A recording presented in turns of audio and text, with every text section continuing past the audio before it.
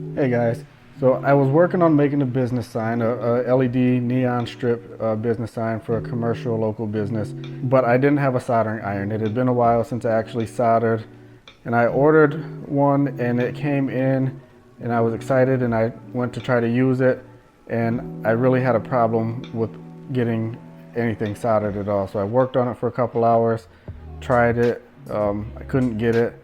I thought it was a me problem, and maybe it was still a me problem, but for me, it seemed like the heating element was wrong or wasn't quite right.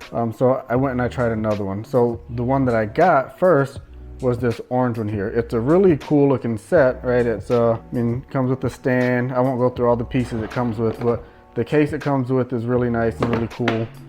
The soldering iron itself looks pretty nice. It's kind of a rubbery grip up here.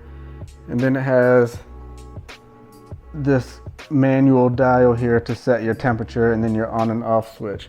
This is the one I wasn't quite able to make work. So I went back and I ordered this one over here. This one has a digital display. It comes with like a heat gun. So if you're doing any heat shrink, it has this for you. And it comes with this brass tray here with cleaner, so you can use your soldering iron and then clean it off in there. So this one actually worked really well for me. It has the digital display. I have it plugged in, so I'll just turn it on so you can see. It has the digital display, and the soldering gun, or the soldering gun itself has this rubber grip here too, so it makes it really easy to hold. But lots of benefits to it. One thing, it's not very portable, so it's like set up at my house usually like as a station, right, a full station, because it's kind of bulky. Whereas this one, if it works for you, it's really easy to put in the case and carry around with you to wherever you need to go.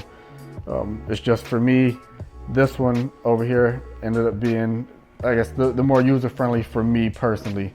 It came and I plugged it in, turned the heat up.